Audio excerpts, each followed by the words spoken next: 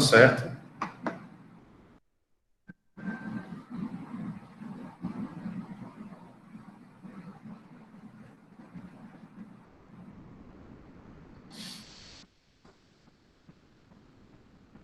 Pronto. Então, como na aula passada, nós não conseguimos ver a matéria toda da introdução ao direito administrativo, hoje a gente vai retomar do ponto que nós paramos, tá certo? Então, ao falarmos de direito administrativo, nós estamos abordando exatamente a separação dos poderes, onde essa separação dos poderes, na verdade, é uma organização de funções. E as três funções primordiais do Estado seriam a função administrativa, que seria aquela sobre a qual recai os cuidados com a comunidade, né? Ou seja, aquilo que a administração pública, aquilo que o Estado tem que fazer para cuidar da comunidade que o gerou.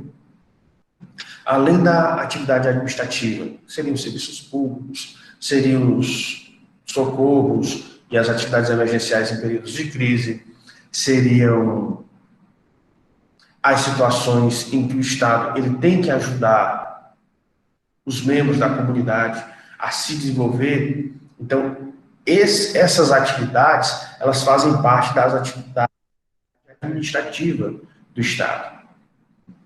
Além dela, nós temos outras duas atividades, que são a atividade legislativa, que na verdade essa atividade ela é muito maior, porque quando você fala atividade legislativa, a pessoa pensa que é só a atividade de fazer leis, e não é. A atividade, na verdade, é uma atividade normativa.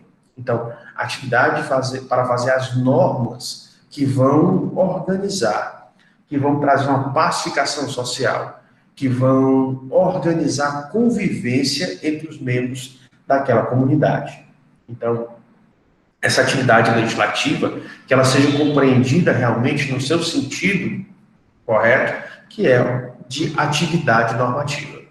E a atividade jurisdicional é a atividade de resolução de conflitos. Por quê? Se o direito, ele regula a convivência entre os seres humanos, e toda convivência entre os seres humanos, ela vai ter divergências. Por quê? Você não tem que todos os membros da comunidade, eles vão pensar a mesma coisa, eles vão pensar do mesmo jeito, vão agir da mesma maneira. A gente não pode partir dessa premissa.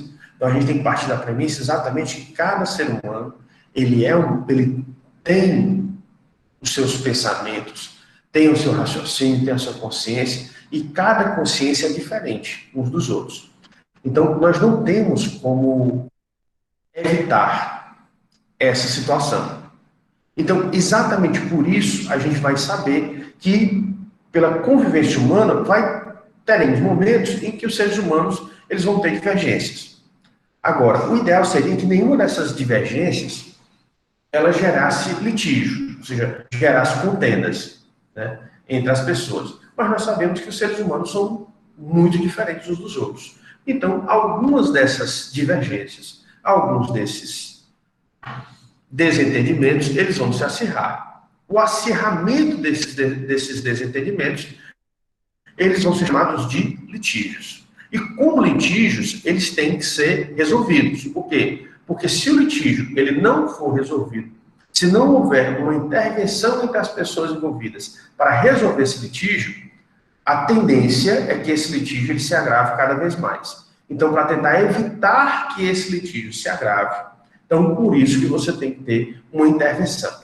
Então, essa intervenção vai existir por parte exatamente do próprio Estado. Então, o Estado intervém no sentido de solucionar o litígio e pacificar a relação entre aquelas determinadas pessoas, para que não exista mais nada que perdure ou que vá continuar a gerar problemas entre aquelas pessoas. Então, ele pacifica aquela relação social e, consequentemente, ele pacifica a comunidade.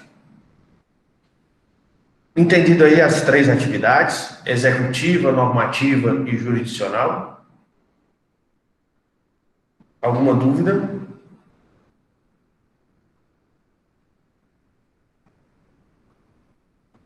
Pronto. Seguindo aqui adiante. Cada um dos órgãos que nós convencionamos chamar de poderes, eles recebem o nome de uma determinada função, né? Então, aquele órgão do Estado que vai ser responsável pela maior parte da atividade executiva, ele é chamado de poder executivo. O órgão que tem a maior parte, ou concentra a maior parte das atribuições relativas à elaboração de normas dentro do Estado, eles convencionam chamar para a norma que até pouco tempo era considerada a norma principal, seria o poder legislativo. E, por fim, o órgão que exerce a atividade jurisdicional, que resolve os litígios, de poder judiciário. Então, nós temos exatamente os três órgãos, ou que nós convencionamos chamar de três poderes. E esses três poderes, eles se relacionam entre si. Tá certo?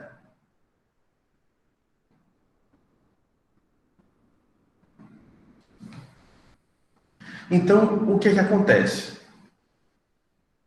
Nessa relação entre os poderes, nós percebemos que cada poder ele tem a sua atividade principal, ou a sua função principal, ou a atribuição principal, mas ele também não deixa de ter as outras.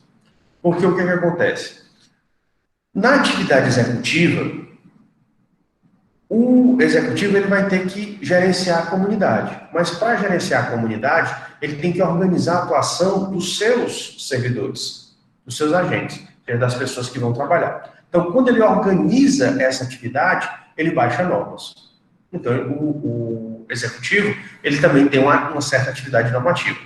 Sendo que a atividade normativa do executivo não é a mais importante. A atividade principal do executivo é exatamente a própria atividade executiva, que são as atribuições para gerenciar a comunidade. Como também o executivo, ele vai ter litígios dentro dele. E aí, para resolver os seus litígios, ele também tem os chamados processos administrativos, que o nome já está dizendo. Vão ser processos para a resolução de problemas, de contendas e litígios, mas que vão ser resolvidos o quê? Como eles recebem o adjetivo processos administrativos, são processos que são iniciados pela administração, ou seja, pelo Poder Executivo, e são resolvidos dentro do próprio Poder Executivo. Então, você vê que um poder tem a sua função principal, mas ele não deixa de exercer em menor escala, ou para deixar um destaque, em uma escala muito menor as outras duas atividades. Mas ele exerce as outras duas atividades naquilo que ele necessita para o seu funcionamento. Então, a atividade normativa que o executivo faz é somente para o seu funcionamento interno. A atividade de resolução de conflitos que o executivo faz é somente para o seu público interno. É só para as suas questões internas. Elas não são externadas. A que é externada é a atividade principal, exatamente a atividade executiva. Da mesma forma com os outros dois poderes. O legislativo. O legislativo, a atividade normativa dele é feita para ele e para toda a comunidade. Então, ela tem uma aplicação externa, tem uma aplicação interna e externa. Mas quem é que cuida das férias dos parlamentares? É o próprio legislativo. Quem é que cuida das questões dos servidores, das gratificações, dos adicionais, se algum servidor cometer alguma infração que vai processar essa infração, é o próprio legislativo. Então, o legislativo, para as suas próprias questões internas, ele vai também desempenhar atividade executiva e ele também vai ter litígios. Então, ele vai ter as suas atividades também legislativas. Então, perceba, ou jurisdicionais. Então, perceba que o legislativo, ele também tem a função dele principal, que é a atividade normativa, que ele executa e vai ser respeitada por ele e por todos os membros da comunidade. Mas ele também executa as outras duas atividades em escala menor e somente aplicado para ele, naquilo que as atribuições dele necessitarem. Então, o legislativo, ele também tem atividade legislativa, atividade executiva, mas somente no que diz respeito ao funcionamento do próprio legislativo, e também vai ter funções jurisdicionais de resolução de conflitos, mas somente relacionadas à sua atividade, ao seu próprio poder, tá certo? Então, essas outras duas atribuições do legislativo, que é a atividade executiva e a atividade jurisdicional, ele executa em uma escala muito menor e, além de ser uma escala muito menor, você ainda tem a situação que ela só é aplicada internamente. Ela não se aplica externamente, ou seja, não se exterioriza essa atividade. A atividade que é exteriorizada é a atividade principal de cada poder. E, se você analisar o judiciário, do mesmo jeito que ocorre tanto com o executivo quanto com o legislativo. Tá certo? Pessoal, vocês estão conseguindo acompanhar aqui o raciocínio? Tudo bem? Ok. Obrigado, Roberto, pelo seu retorno. Então, visto essa situação da separação dos poderes ou da organização de funções, a gente vai passar para o próximo ponto. Qual é o próximo ponto? São as fontes de direito administrativo. Então, nós sabemos que a administração pública, ela é uma necessidade. Então, se ela é uma realidade necessária na vida dos seres humanos, ou na convivência entre os seres humanos, ela deve ter seus regramentos, ou seja, ela deve ter as suas normas, vão ser aplicadas normas a ela. Pois bem, se normas são aplicadas a elas, quais são os tipos de normas que nós podemos ter essa aplicação, né? Então, por isso que a gente tem que lidar também com as fontes de direito administrativo. E aqui eu queria fazer um parênteses, né? Qual é o parênteses que eu vou... Aliás, eu vou colocar aqui duas observações, certo? Primeira observação, vamos lembrar aquilo que vocês já estudaram em instituições de direito público-privado, né? No caso, especificamente no curso de vocês, que é o curso de administração pública da Unilab, né? Quais são, quando você estudou instituições de direito privado, você estudou o direito ou a ciência do direito, quais eram as fontes do direito que vocês se depararam?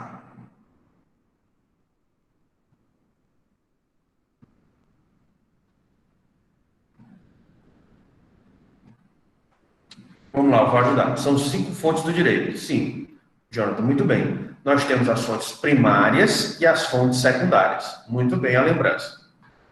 O que são as fontes primárias? São as fontes que efetivamente criam o direito, né? Que geram o direito. Então, fazem-se novas normas. São as fontes primárias. E o que são as fontes secundárias? As fontes secundárias é onde nós encontramos o direito. Então, existem fontes que vão determinar a criação de novas normas e existem fontes que vão servir para que nós possamos consultar, onde nós possamos encontrar o direito, né? Então, nós temos os dois tipos de fontes do direito. Pois bem, quais são as fontes secundárias do direito que vocês analisaram, instituições de direito público privado?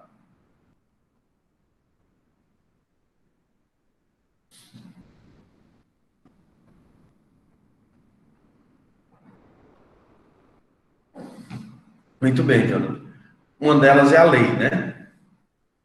A lei, costumes,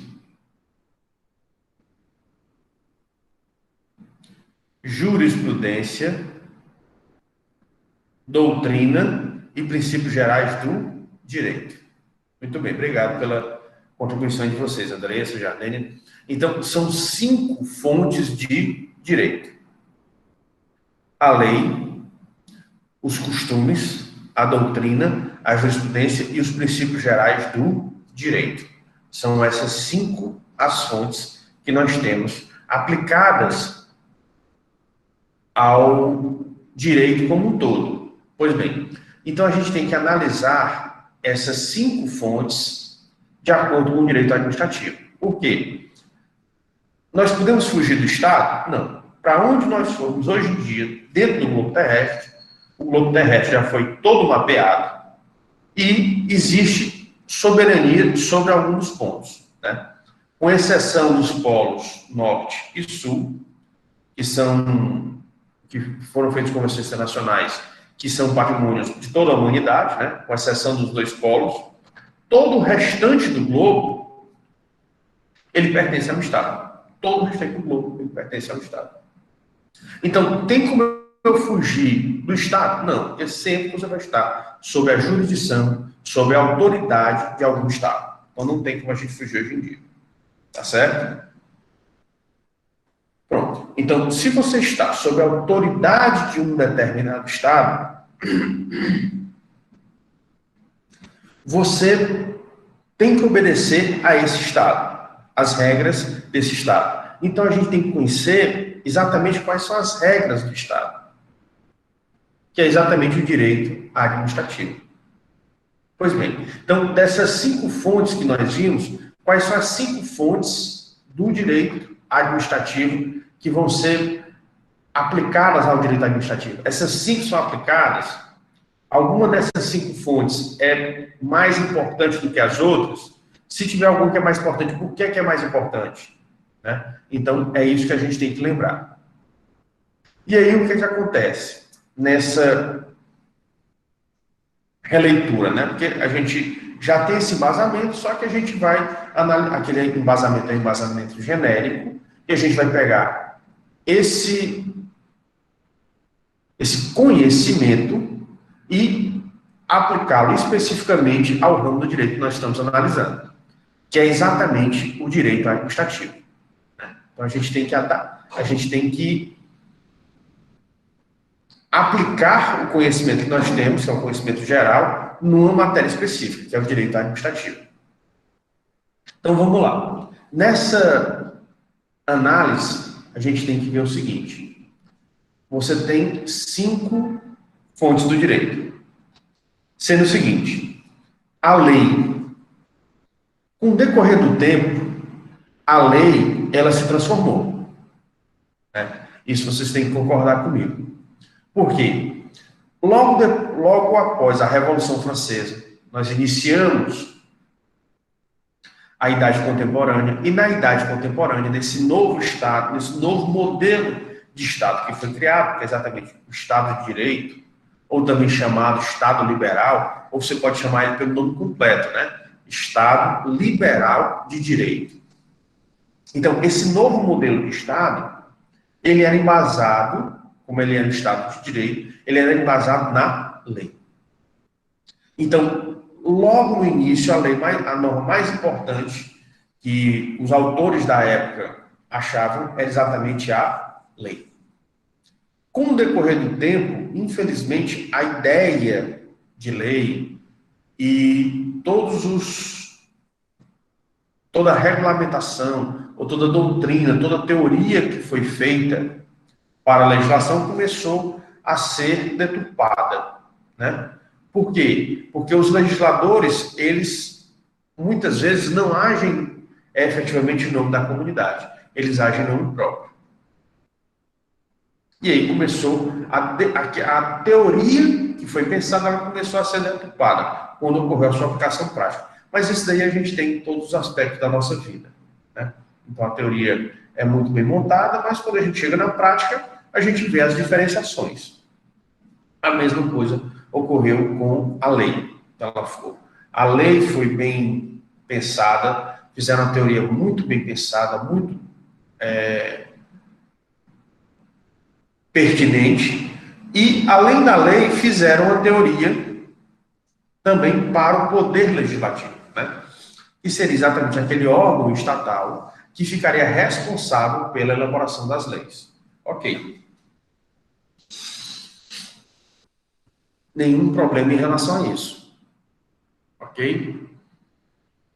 O grande problema que aconteceu é, sempre que nós temos a teoria, que o ser humano ele cria a teoria, não obrigatoriamente aquela teoria ela vai conseguir ser aplicada na prática. Ela vai passar por problemas. Porque quando for aplicado na prática, sempre tem um jeitinho, né? As pessoas começam a dar um jeitinho, começam a fazer suas alterações por conta própria. Então, a lei, depois de um certo tempo, que ela foi vista como uma tábua de salvação da população, do povo, para não ser massacrado ou oprimido novamente pelos governos ou pelo Estado, ela voltou ao problema anterior, ou seja, os governos, eles passaram novamente a se aproveitar das normas. Ou seja, os legisladores seguiam mais aquilo que era necessidade dos governantes do que aquilo que era necessidade do povo. Então, qual foi a solução encontrada pelos teóricos da época, né? A solução encontrada pelos teóricos da época foi exatamente buscar um novo tipo de norma. Qual é esse novo tipo de norma? O novo tipo de norma encontrada foi exatamente a Constituição. Então, seria uma norma especial. Sendo que essa Constituição, ela deveria ocorrer de maneira diferente, né? Então, a primeira diferença que se buscou nas Constituições foi tentar protegê-las tanto da atuação dos governantes, como também da atuação dos legisladores que contribuem para deturpar essas Constituições. Então, geralmente, a ideia dessas Constituições, quando elas são criadas, é que essas Constituições elas fossem rígidas, ou seja, que fosse difícil a sua alteração, para exatamente tentar impedir que os chefes do executivo, que os governantes, eles mexessem nesses textos, né? Então, para eles, era fácil mexer nas leis, mas na Constituição eles teriam muito mais dificuldade. Então, num primeiro momento, ela veio nesse sentido, de serem mais rígidas, ou seja, de darem mais dificuldade para que os governantes eles pudessem manobrar, que eles pudessem alterá-la ao seu bel prazer. Tá certo? Então, quando você fala lei, lembra que tem leis e tem a Constituição. Que, no primeiro momento, ela surgiu como sendo uma norma mais difícil de ser alterada. Ou seja, pelo procedimento, ela seria mais difícil de ser alterada para tentar impedir, ou se não conseguisse impedir, pelo menos minimizar a atuação dos governantes, ou as ingerências,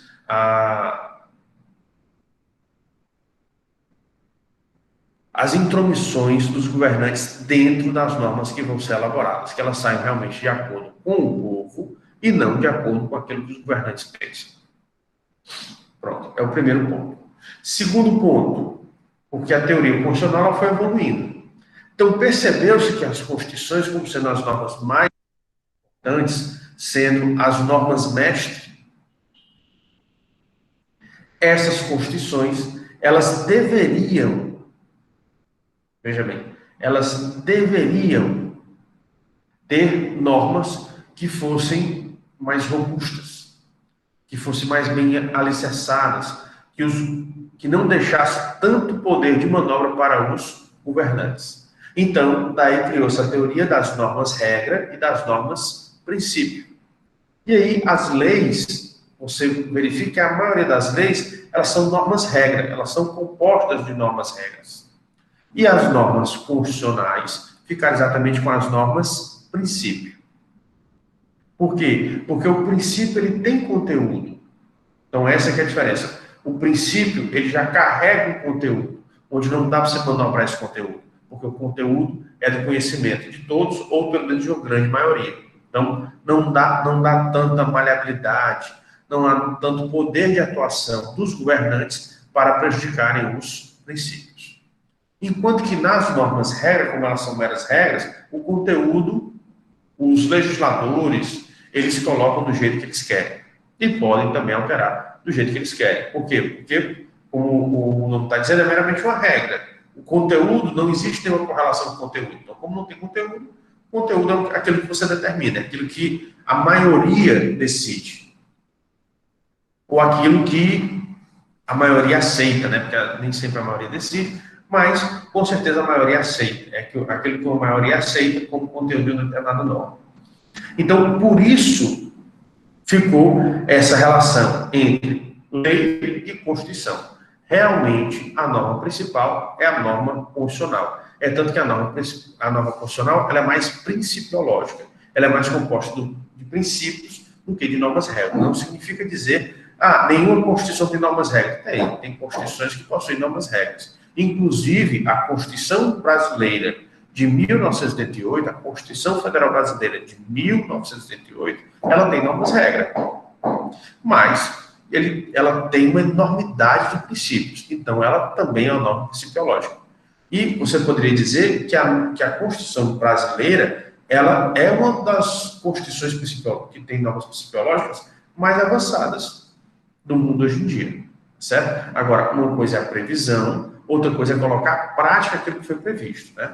Então, essa é que é a dificuldade que nós temos, que a maioria dos juristas e do povo tem, tá certo? É aquilo que foi previsto é posto em prática.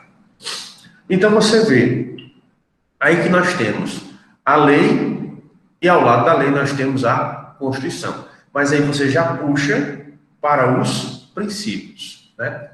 E aí a gente tem que entender que os princípios são aquelas diretrizes ou são aqueles pontos basilares sobre os quais vão ser construídos todo o restante da edificação jurídica. O que é isso? É como se, efetivamente, os princípios eles são os pilares e, baseado nos pilares, é que você faz todo o restante da construção de um ramo jurídico.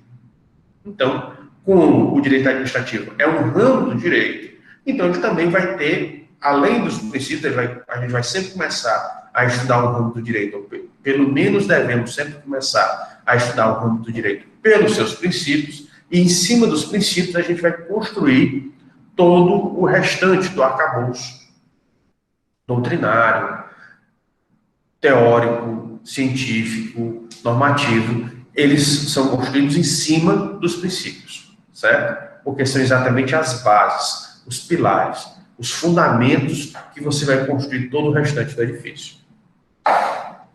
Então, você tem a lei / Constituição e os princípios.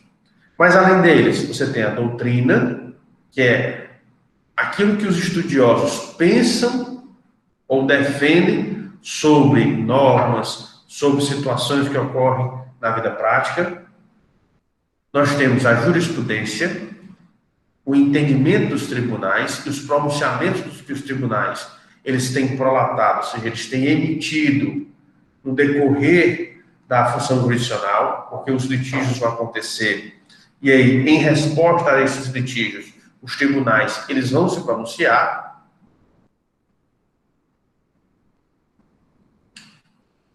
E, por fim, nós temos também os costumes. Então, nós temos o 5. E aí, para a gente fazer a análise dos 5 dentro do direito administrativo, nós vamos perceber o seguinte. A primeira situação que nós temos. O primeiro ponto que nós temos, né? De todas essas normas, das 5 normas, quais são as normas principais no direito administrativo?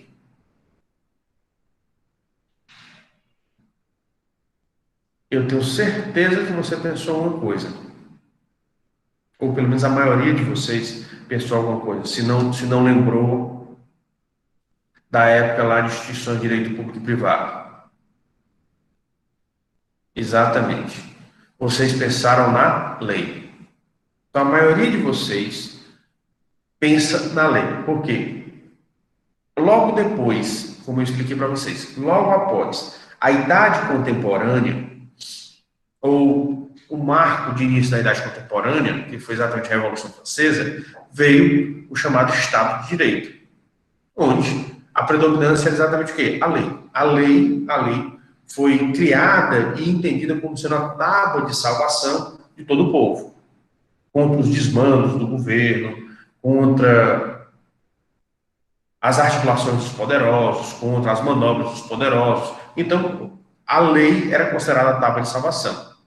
Mas com o decorrer do tempo, e aí culminou com o Tribunal de Nuremberg, que foi aquele tribunal que julgou os nazistas no pós-Segunda Guerra Mundial, ficou nítido, ficou visível, né?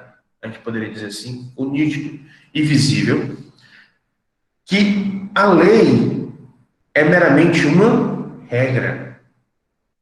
A lei não tem conteúdo. Então, por isso, você pode colocar o conteúdo que você quiser. Você pode colocar um conteúdo justo e injusto também. Você pode colocar um conteúdo moral, amoral e imoral. Você pode colocar um conteúdo certo e também pode colocar um conteúdo errado. Você faz o conteúdo que você quiser, porque é meramente uma regra. E nessa regra, você coloca aquilo que você quiser. Então, por isso, nós não podemos interpretar que a lei é a norma mais importante do direito administrativo. Na verdade, as normas mais importantes do direito administrativo vão ser os princípios. Tá certo? Então, as normas mais importantes de direito administrativo são os princípios. E esses princípios, eles vão servir de embasamento, ou seja, eles vão servir de fundamento, de pilar para a construção das leis. Então, hoje em dia, no segundo momento, vem as leis, mas primeiro nós temos os princípios. E eu pergunto a vocês, a maioria dos princípios estão contidos aonde? Dentro do ordenamento jurídico ao qual vocês já foram apresentados lá em instituições de direito público privado.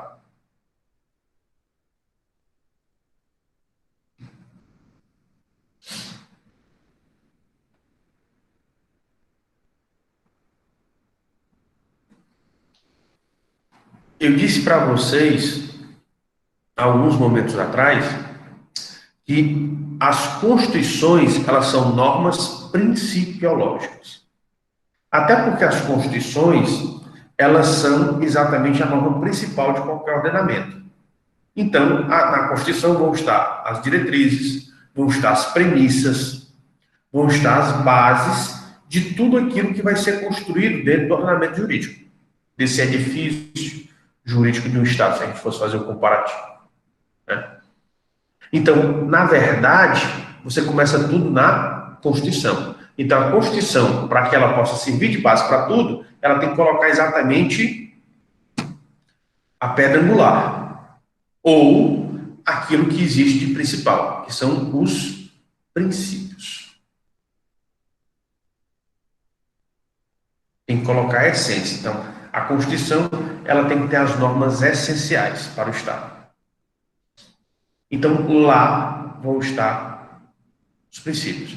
Então, toda a Constituição que você analisar, ela vai ser uma norma principiológica e ela vai ter, se não todos, porque nunca é possível você colocar todos os princípios, mas os mais importantes, que vão exatamente definir as diretrizes, as bases, os fundamentos, os pilares sobre os quais você constitui cada um dos ramos do direito. Tá certo? Então, primeiro está a Constituição com os seus princípios. E abaixo dela você tem a lei. Mas a maioria de vocês colocou a lei porque você é levado a pensar exatamente isso. Então, desde o século XVIII, o ser humano é pensado a resumir o direito em lei. Ou então achar que no direito, quando ele descobre melhor, então ele diz, então o direito não são só as leis, mas ele é levado a pensar que as leis são o mais importante. Quando na verdade não é. A lei é uma das normas. E com o decorrer do tempo nós vimos que ela é uma norma que tem uma série de defeitos. E por isso que surgiram outras normas, surgiu uma outra qualidade de normas, que são os princípios que vão superá-las, né? Vão superar as leis. Baseado nisso, mas por que vocês foram levados a conceber a lei? Porque dentro do direito administrativo vigora um princípio chamado princípio da estrita legalidade.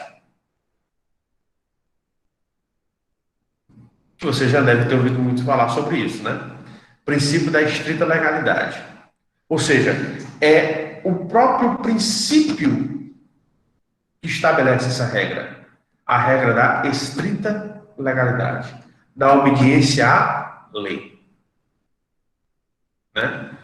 É tanto que vocês viram lá que dentro da administração pública, tanto faz os gestores, ou seja, aqueles que decidem, ou os agentes, aqueles que executam as decisões, que executam aquilo que está na norma, ou aquilo que foi decidido pelos gestores, todos têm que obedecer à lei. E no direito administrativo, você só pode fazer o que está na lei. Então, por isso que muitos de vocês falaram, a norma mais importante é a lei.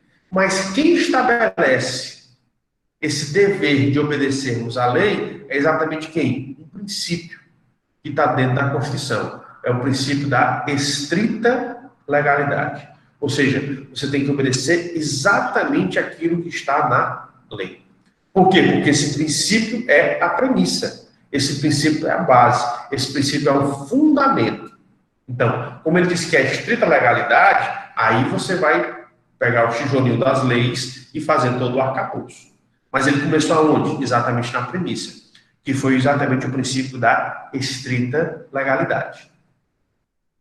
Tá certo? Então, na verdade, o mais importante é a Constituição, por isso que você vai ver que quando você for estudar direito administrativo, via de regra, você sempre vai ter um embasamento inicial na Constituição e depois descer para a legislação.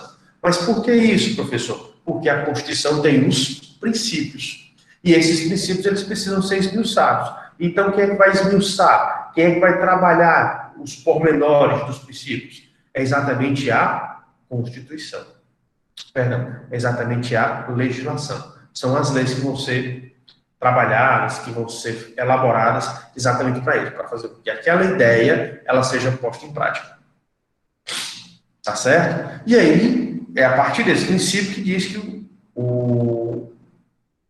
as pessoas que compõem a administração pública, sejam elas gestores ou agentes, só podem fazer aquilo que está na legislação. Né? Só pode fazer o que está na lei. Não pode fazer nada que estiver na lei. Que não estiver na lei. Então, por isso que aquilo que não está na lei, para a administração, para o direito administrativo, é proibido. Já para os particulares, é permitido, né? A lógica é diferente. A lógica de direito público, ela é diferente da lógica de direito privado. E só também lembrando lá os nossos ensinamentos de instituição de direito público e privado, nós vamos lembrar que esse princípio da estrita legalidade, ele vigora, ou ele é aplicável a 3 ramos do direito público. Vocês lembram quais são os 3 ramos que é aplicado o princípio da estrita legalidade? Um deles é, como eu já disse, o direito administrativo. Quais são os outros 2?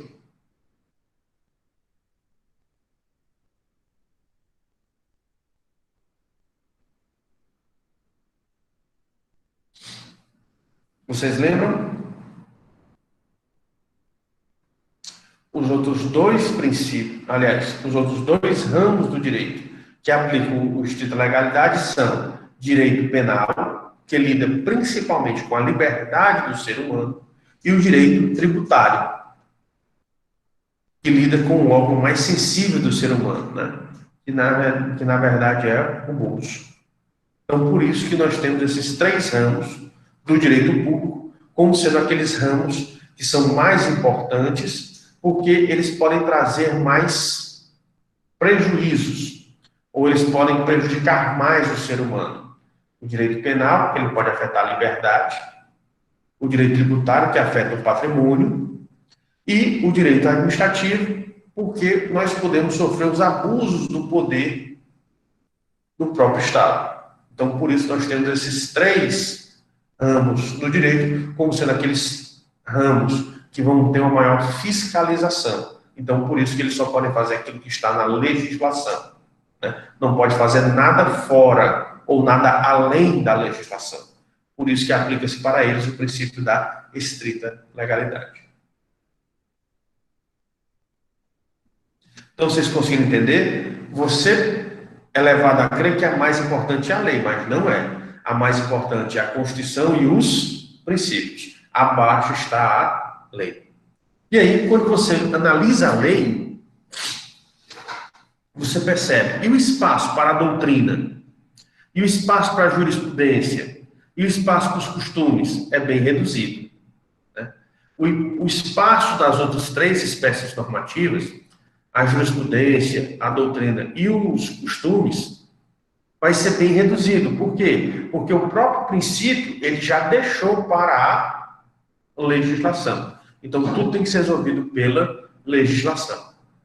Tá certo? Por isso que o que a doutrina pode ajudar é interpretar a lei, mas ela não pode substituir a lei, ela ajuda a interpretar a lei. A jurisprudência, ela dá uma interpretação da lei, mas ela não substitui a lei. E os costumes é que dentro daquelas atividades que são discricionárias, porque vão ter algumas atividades em que o administrador público ele vai ter uma certa liberdade. Então, dentro dessas atividades em que o administrador público ele tem essa certa liberdade, aí você pode, nessas áreas, ter um entendimento natural. E aí a administração ela pode começar a ter um entendimento natural e agir de uma determinada forma. E aí surge o costume. Mas esse costume ele está de acordo com a lei. Então, tudo que você vai ver posteriormente, quando você determina o princípio da estrita legalidade, tudo o mais no direito administrativo vai circundar, vai estar adstrito, ou seja, vai se referir à lei, ou a uma lei específica. Tá certo? Tanto a doutrina vai ser a interpretação das leis, como a jurisprudência vai ser uma interpretação que os tribunais estão adotando sobre a legislação, e o costume é, dentro da atividade discricionária, que nós vamos ver posteriormente, né? Vocês têm direito administrativo 1, onde a administração pública ela tem uma certa liberdade de atuar, porque a própria lei dá à administração, dá aos gestores essa liberdade, então os gestores eles começam a agir de uma determinada forma. Então, ele vai fazendo um costume dentro da praxe, ou seja, dentro da prática administrativa. Tá certo? Pessoal, vocês estão conseguindo acompanhar aqui a nossa interação, as nossas explicações? Ok, obrigado aí pela resposta de vocês.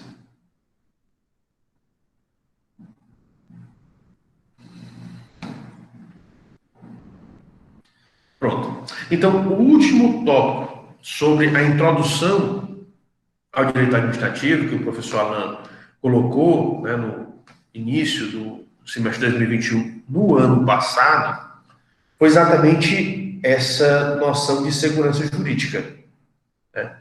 Essas noções de segurança jurídica. E o que é segurança jurídica para vocês?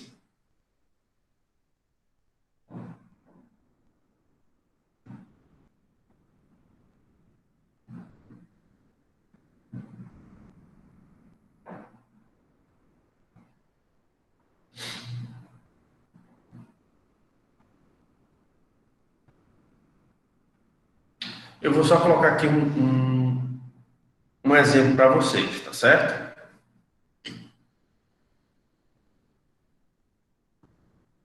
Qualquer país do mundo começa a ocorrer determinadas revoltas, ou começam a ocorrer manifestações populares, certo? Obrigado, Matheus. Mas vamos seguir aqui esse raciocínio para ver se vocês conseguem perceber. Então, em diversas partes do mundo, pode ocorrer uma comoção social. O que é uma comoção social? Um fato que a sociedade ela interpreta como sendo um fato gravíssimo e passa a se manifestar exigindo uma determinada postura do Estado. O que acontece? O Estado, muitas vezes, ele não consegue dar a resposta de imediato. Ele não consegue agir de imediato. Então, o que é que acontece? Então, o Estado, como ele não consegue agir de imediato, ele vai tentar acalmar a população. Mas ele vai mandar quem? Quem é que ele tem para acalmar a população? A população tá se manifestando cada vez mais com raiva, furiosa. Ele vai mandar exatamente as Forças Armadas. E as Forças Armadas não são psicólogos, não são psiquiatras, né, para compreender o povo. Então, eles foram ensinados a quê? A reprimir. Mas aí os governantes mandam essas pessoas para quê? Olha, não, não vão agredir as pessoas, não vão fazer nada de estranho. Mas só a presença das Forças Armadas já pode agir no psicológico das pessoas e as pessoas se brutalizarem. Não estou dizendo que isso é certo, estou explicando que ocorrem esses fenômenos. Veja bem, eu não estou dizendo para fazer e nem que é certo, estou explicando o fenômeno. E aí o que acontece? Fica as Forças Armadas e fica as pessoas. E às vezes, quando você manda as Forças Armadas, as pessoas ficam ainda mais chateadas. Né? Por que ficam mais chateadas? Porque dá uma sensação de que não estão sendo ouvidas,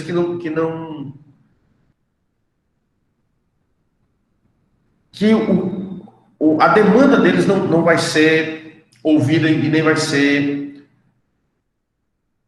utilizada para um novo político para repensar o governo. Ponto.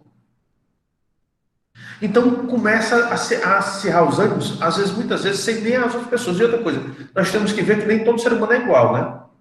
E geralmente nas manifestações sempre existe um grupo de pessoas chamados black blocs, né? São aqueles que vão realmente para gerar confusão, para querer briga. Tem pessoas de todo jeito. Tem pessoas que estão ali realmente para manifestar, que quer efetivamente só ser ouvido.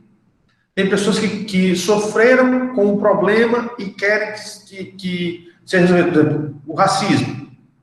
Então, tanto tem pessoas que apoiam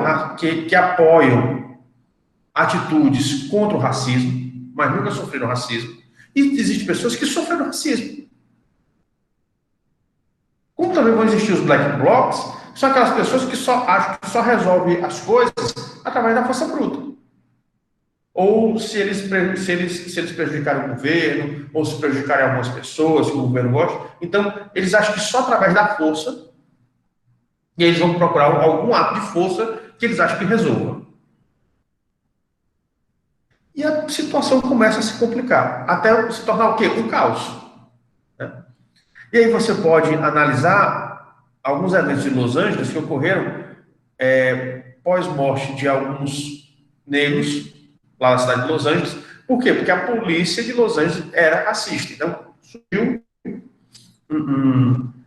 ocorreu uma explosão, né, de manifestações sociais, e aí as pessoas começaram a achar que não seriam ouvidas, que o governo não fazia nada, e aí começaram a ter as revoltas, e nas revoltas gerou o caos. E aí o que acontece? Começaram os saques. Saquearam lojas.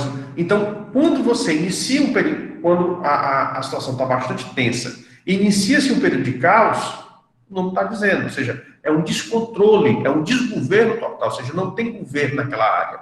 Então, como não tem governo, instala-se o maior problema. Então, um exemplo foi os eventos racistas geram eventos de tentativa de combate ao racismo. E aí geram as manifestações populares.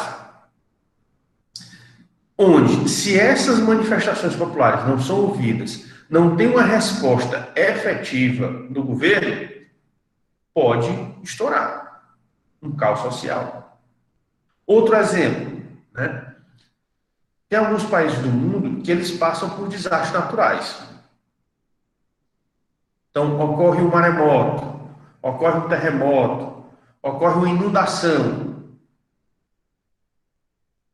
As pessoas, ou ocorre algum conflito armado, né, uma guerra, ou tem uma guerrilha sendo travada em determinada região. Então, naquele momento ali, também ocorre um desgoverno, não existe governo. Então as pessoas, elas passam a lutar pela sobrevivência. E ao lutar pela sobrevivência, elas são capazes de tudo.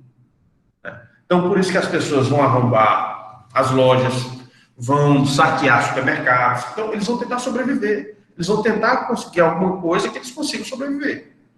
Né? Ou ele vai tentar conseguir o alimento, e se ele não puder o alimento, ele vai conseguir coisas para que ele possa trocar futuramente para alimento.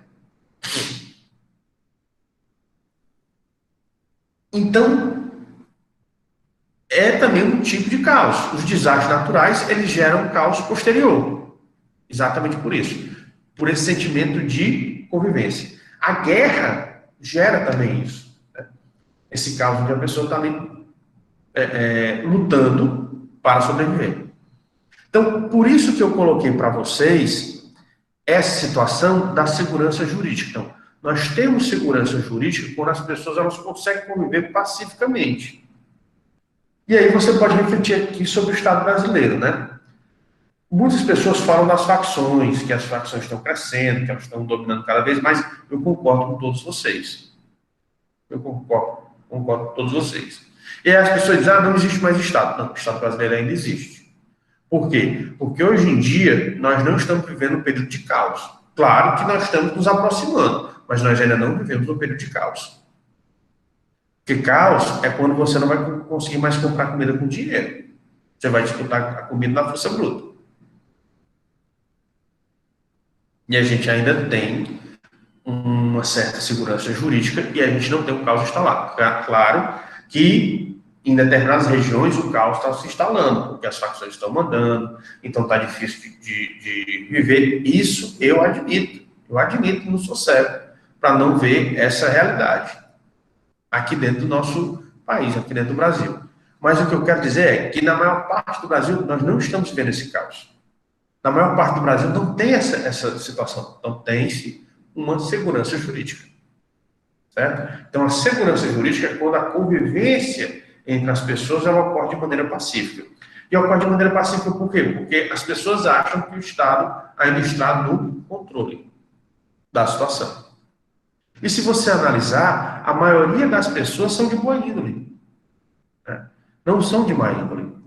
A maioria das pessoas, elas se respeitam e, além de elas respeitarem os outros, elas gostam de ser respeitadas. Elas querem ser também respeitadas. Então, existe um respeito mútuo. Agora, quando se instala uma situação de caos, aí esse respeito é como se, dentro do psicológico do ser humano, esse respeito ele fosse mitigado, e o que passa a alertar a mente do ser humano é sobrevivência. Preciso sobreviver, preciso sobreviver. E para mim sobreviver, eu vou fazer o que eu puder. Eu vou fazer tudo. Tudo que tiver dentro das minhas condições para que eu possa sobreviver. Tainara, o problema das facções e de todo o procedimento é gravíssimo no Brasil. E eu reconheço que existe, mas o que eu quero que vocês entendam é que não existe em todo o Brasil. Né? Existe em determinadas regiões, infelizmente existe em determinados municípios, existem determinados bairros de alguns municípios, mas ainda assim, na maioria do Brasil, nós ainda temos uma certa segurança jurídica. E aí, eu pergunto a vocês, essa segurança jurídica, vocês acham que esse sentimento de segurança jurídica, ele é necessário ou ele não é necessário?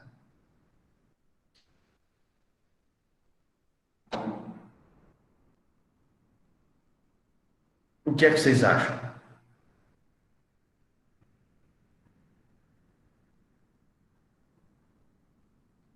Matheus, as facções às vezes até fazem papel de polícia, né?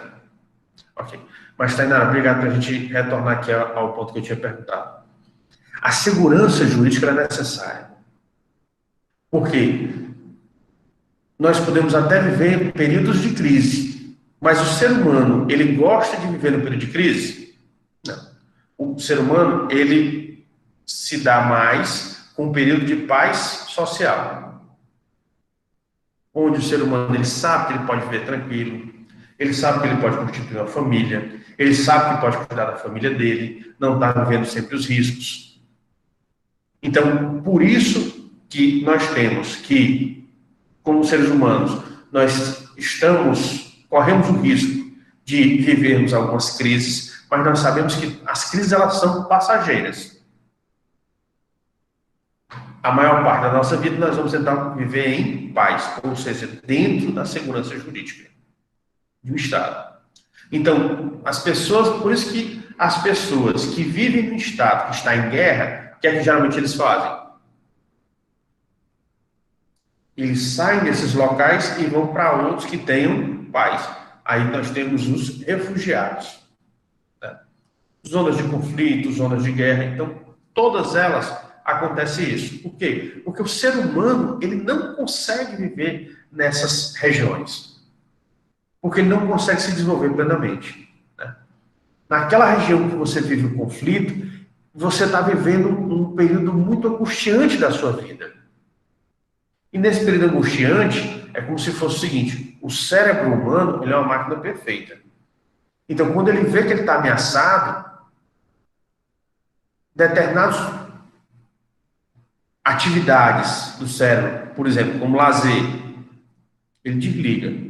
As artes, que elevam o ser humano, né, ao Criador, ele desliga. Então, ele vai ligar somente aquilo que vai ajudar na sobrevivência. Então, ele desliga os outros pensamentos, ele desliga as outras atividades para focar no principal, que é o quê? Você precisa sobreviver nesse momento. Depois, quando você voltar às condições normais, eu religo o restante. Mas, nesse momento, você vai estar focado em sobreviver. Somente nisso. Então, por isso que o ser humano, ele precisa dessa segurança jurídica.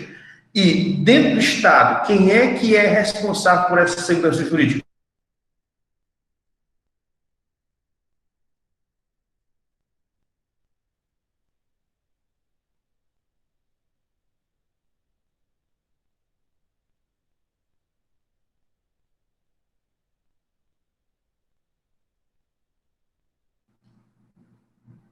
Pessoal, não sei o que foi que aconteceu não, mas a câmera aqui subiu, mas eu não desliguei não, viu? Mas só voltando àquela indagação, aquela pergunta que eu tinha feito a vocês antes do problema que ia acontecer, né? Então, das várias instituições e dos vários elementos que está dentro do Estado, compõem um Estado. Não digo o Estado brasileiro, mas um Estado, né? Aqui a gente vai analisar o Estado genericamente. Então, dentro do Estado, qual é o elemento que tem maior capacidade de gerar ou de trazer essa segurança jurídica?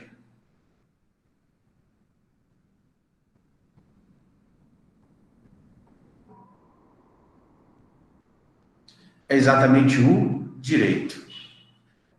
Jorge, é o direito, e aí o Poder Judiciário ele ajuda na aplicação do direito, né? Então, mas o elemento principal é exatamente o direito. É o conjunto de normas que se tem, que vai regular a convivência entre os seres humanos. Mas veja bem, o direito ele só consegue ser aplicado quando você está em tempos normais, em tempos de paz, né? Em tempos de conflito, é cada um por si tentando sobreviver, tá certo? Então, o que que acontece? O direito é esse elemento principal. E quais são, em tempos de paz, elementos que podem mostrar essa segurança jurídica? Você já deve ter ouvido falar do direito adquirido, o ato jurídico perfeito, né? Ou seja, porque o ser humano ele precisa de pontos onde esses pontos eles são pontos de pacificação ou pontos de harmonia ou pontos de equilíbrio do ser humano, tá certo? Então esses pontos eles são interessantes e ele vai tentar ter esses pontos para que ele também consiga se equilibrar. Então esses pontos dentro do direito que vai ajudar a ter A paz social vai tentar gerar harmonia entre os seres humanos para que eles consigam efetivamente conviver, são o direito adquirido, o ato jurídico perfeito e a coisa julgada, né? E aí alguns defendem também que é a proibição de retroatividade das leis. Vamos entender aqui, vamos passar cada um deles, né? Então, primeiro, o direito adquirido. O que é o direito adquirido? Todos nós queremos direitos, né? Ou seja, nós queremos exigir das outras pessoas que estão ao nosso redor determinadas posturas. Exemplo, eu compro um carro, né? Eu tenho direito sobre esse carro. Se eu comprei, eu tenho direito sobre esse carro. E todas as demais pessoas que eu conheça ou que eu não conheça têm que respeitar esse meu direito sobre esse carro, que o carro passa a fazer parte do meu patrimônio. E o Estado também tem que respeitar esse meu direito. Então, é um direito que eu adquiri. Então, o direito adquirido é aquele direito que você conseguiu conquistá-lo. Então, se você conquistou, ele passa a ser parte desse seu ponto de equilíbrio. Ele passa a ser, ele vai fazer parte do seu patrimônio, ou seja, é um degrau que você conseguiu conquistar. Você vai ter outros, mas esse daqui você conseguiu conquistar. Então, você chega como se fosse nesse degrau de conquista. Você chegou ali. Então, todos têm que respeitar, todos os membros da comunidade, inclusive o Estado. Por isso que você chama de direito adquirido. É algo que você conquistou. E você não perde mais. Certo? Então, direito adquirido é um direito que a pessoa conquistou e não perde mais. Tá certo? Então, por exemplo, você se formar. Você vai se formar, vai ser bacharel em administração pública. É um direito adquirido.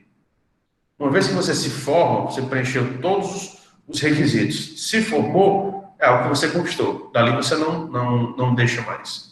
Certo? Você, até terminar seus dias aqui nesse plano, você é um bacharel em administração pública. Tendo conseguido juntar satisfazer todos os requisitos para ser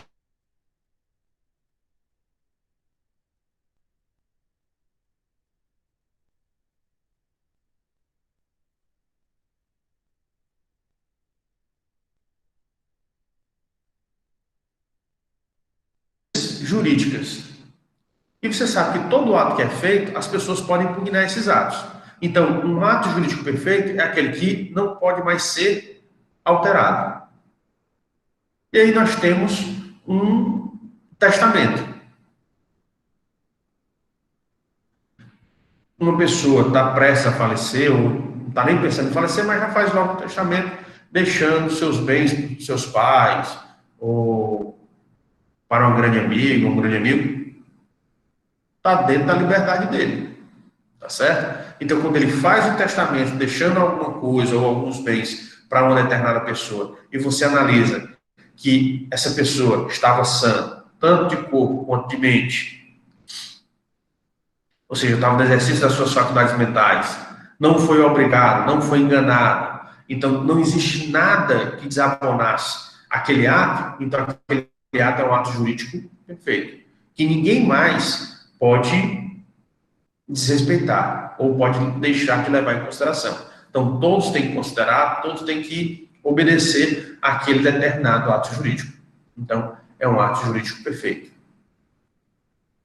Tá certo? A outra é a coisa julgada. A coisa julgada são julgamentos, né? Então, o que acontece? Via de regra, a pessoa entra com um processo, vai para um juiz ou alguns magistrados julgarem. Geralmente, quando um magistrado julga, você tem direito de recurso. Então, o normal é, um magistrado julga, você tem direito de recorrer a uma instância superior. Mas, depois do magistrado se pronunciar e depois da instância superior se pronunciar, em regra, você não teria mais como mudar. Então, aquela decisão, ela se tornou definitiva. Então, aquela decisão, para aquele determinado conflito, para aquele determinado litígio, ela se tornou definitiva, ou seja, ela não muda mais. Então, uma decisão judicial que não muda mais, não pode mais ser alterada, ela é chamada de coisa julgada. Ou seja, é uma decisão que está definitiva, não é mais alterada. Por isso que o direito adquirido, o ato jurídico perfeito, a coisa julgada são determinados elementos que o ser humano conquistou e não pode mais ser, não pode mais voltar atrás, certo? São coisas que você conquistou e não tem mais como voltar atrás. E aí, fazendo parte do seu patrimônio, você vai entender aquilo dali como sendo uma segurança jurídica que você tem. Porque você tem um mínimo existencial, um mínimo de existência dentro do seu patrimônio jurídico. Tá certo? Ok? Pessoal, sobre as fontes do direito e sobre essas noções de segurança jurídica, alguma dúvida? Vocês ainda possuem alguma dúvida ou não? Podemos seguir em frente.